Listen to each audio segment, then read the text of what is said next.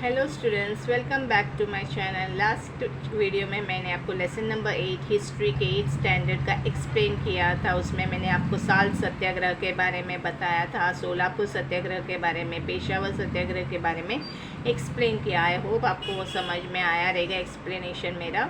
अभी यहाँ पे मैं आपको दूसरा दर्शना सत्याग्रह, जो गुजरात में है दर्शना, वहाँ का जगह का नाम है, वहाँ का सत्याग्रह के बारे में आपको बताने वाली हूँ।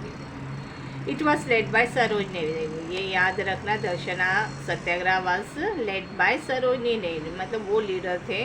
Police lathicharge the satyagrahi so came forward to break the salt act. Salt act को जो ब्रेक करने आया था उन पे पुलिस थे उन लोग ने, पुलिस ऑफिसर्स और पुलिस जो थे कर्मचारी, वो लोग ने सत्याग्रही पर लाठीचार्ज शुरू किया।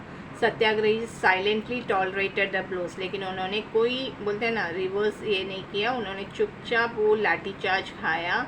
जैसे जैसे उनको पीछे से बोलते हैं ना, अभी लाठी सब खाएगा तो सब ज़ख्म होता है, खून बहने लगते हैं। तो जैसे जैसे उनको हॉस्पिटल में लेके जाते थे तो दूसरे बैच ऑफ सत्याग्रही आगे आते थे उनको उनके जगह पे, लेकिन उन्होंने रिटेलिएट नहीं किया था, मतलब उन्होंने फिर से वार नहीं किया। चुपचाप उन लोग वो ब्लोस को सहन करते रहे। इन महाराष्ट्र में भी साल्ट सत्याग्रह बहुत जगह पे हुआ था, जैसे कि वडाला, मालवण, शिरोडा, ये सब जगह पे भी महाराष्ट्र में सॉल्ट सत्याग्रह हुआ था। Where there was no salt pan, जहाँ पे साल्ट पेन्स नहीं था वहाँ पे फॉरेस्ट सत्याग्रह हुआ था। Forest laws were broken. There were jungle satyagraha, jungle satyagraha, क्योंकि वहाँ का लॉ भी ब्रिटिशर्स ने बहुत सारा चेंजेस किया था। इसके वजह से जो ट्राइबल लोग हैं, जो आदिवासी लोग थे, उन लोग भी बहुत परेशान थे, तो उन लोग ने भी बहुत बड़ी संख्या में सत्याग्रह मूवमेंट में पार्टिसिपेट किया था। तो ऐसा था दर्शना सत्याग्रह। तो ये याद रखना है दर्शना सत्याग्रह के बारे में कि वो किसने लीड किया था, सरोजनी देवी नायडू ने। उसके बाद हमें पढ़ना है sacrifice of Babu Genu. Agitation against foreign goods vehicles carrying foreign goods were obstructed, मतलब सब लोगों में, बोलते हैं ना, गुस्सा था। तो जो भी वहाँ से इंग्लैंड से जो भी सामान आता था उसको हमें पूरी तरह से बैन करना था, बंद करना था।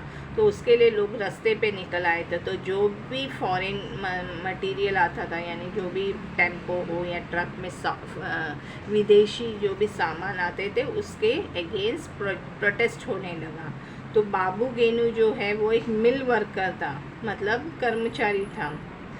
तो मिल में काम करने वाला एक आदमी ये था, फ्रीडम फाइटर था, जो लीडर था। To stop the truck carrying foreign goods he laid down on the road. तो ट्रक को स्टॉप करने के लिए वो क्या किया, सीधा रोड पर ही लेट गया ट्रक के सामने।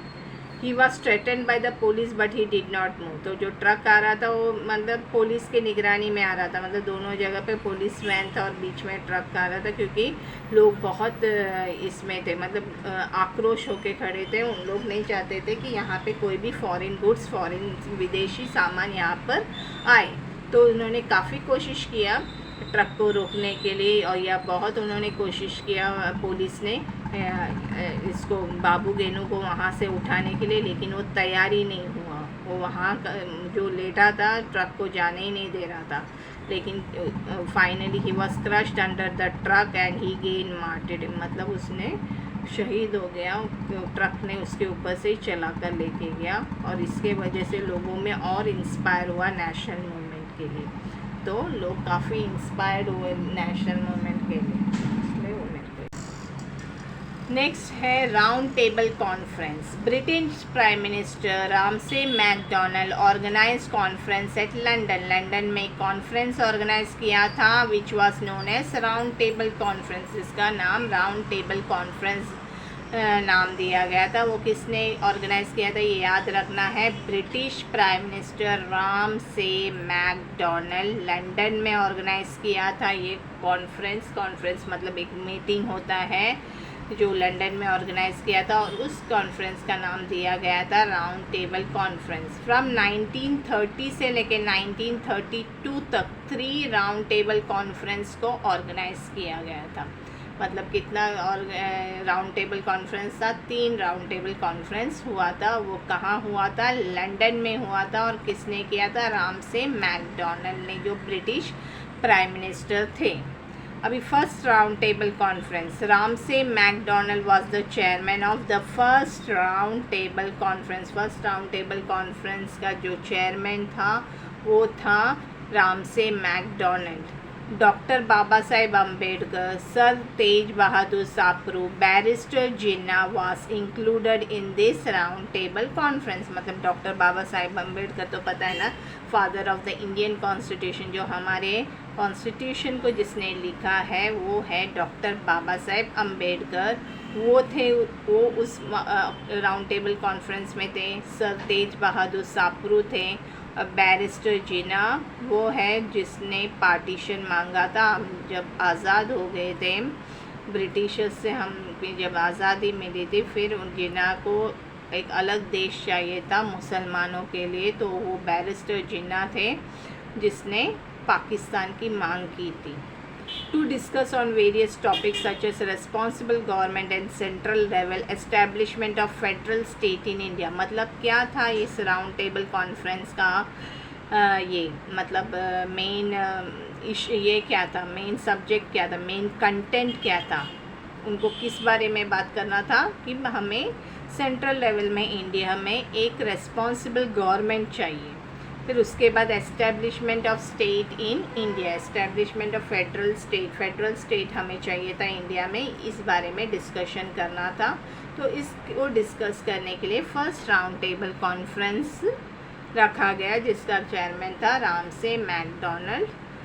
उसके बाद था next representative of different political party, मतलब अलग अलग पॉलिटिकल पार्टीज इन इंडिया ना, वहाँ उसका जो रिप्रेजेंटेटिव था, यानी जो भी लीडर है, अभी अपने देश में कितने सारे पार्टीज है, तो उसका जो मेन लीडर्स है, तभी तो ये नहीं थे, मेन तो इंडियन नेशनल कांग्रेस ही था, लेकिन बाकी के जो भी पॉलिटिकल पार्टीज थे, छोटे मोटे पॉलिटिकल पार्टीज थे, तभी उन लोग में से रिप्रेजेंटेटिव आए थे। फिर रूलर ऑफ प्रिंसली स्टेट ने भी पार्टिसिपेट किया था इस round table, first round table conference में। कौन कौन पार्टिसिपेट किया था? Representative of different political party and rulers of princely state, इन्होंने सब ने इसमें पार्टिसिपेट किया था।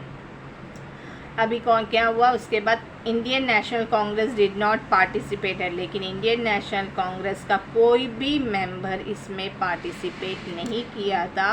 Who was the body that represented the country, क्योंकि हमारे लिए वो इंडियन नेशनल कांग्रेस ही मेन था। मेन पार्टी कौन सा था? इंडियन नेशनल कांग्रेस, जो हमारे देश को रिप्रेजेंट करने के लिए जो मेन बॉडी था वो था इंडियन नेशनल कांग्रेस। लेकिन उसमें से किसी ने भी ये फर्स्ट राउंड टेबल कॉन्फ्रेंस में पार्टिसिपेट नहीं किया था, मतलब कोई इसमें शामिल नहीं हुए थे।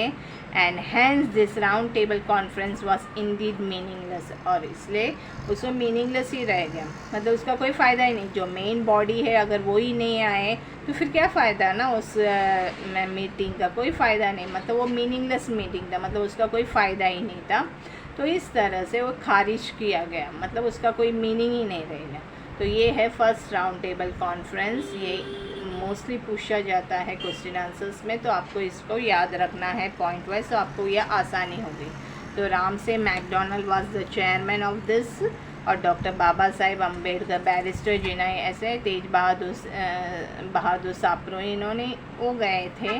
फिर प्रिंसली स्टेट के जो ये है रूलर्स थे वो भी गए थे, representative of different political parties भी गए थे। और इसका मेन उद्देश्य क्या था? ये डिस्कशन किस टॉपिक पे होना था? क्योंकि उनको रिस्पॉन्सिबल गवर्नमेंट चाहिए थी सेंट्रल लेवल में, और establishment of federal state in India, ये उनका लक्ष्य था। लेकिन इंडियन नेशनल कांग्रेस का कोई भी इसमें पार्टिसिपेट नहीं किया, इसलिए ये फर्स्ट राउंड टेबल कॉन्फ्रेंस को मीनिंगलेस माना गया, मतलब उसका कोई मतलब ही नहीं था ये मीटिंग का।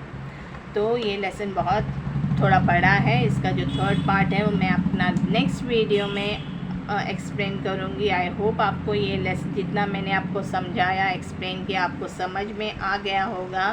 अगर आपको पसंद आया हो तो प्लीज़ आप इसे लाइक, शेयर और सब्सक्राइब कीजिए। Thank you.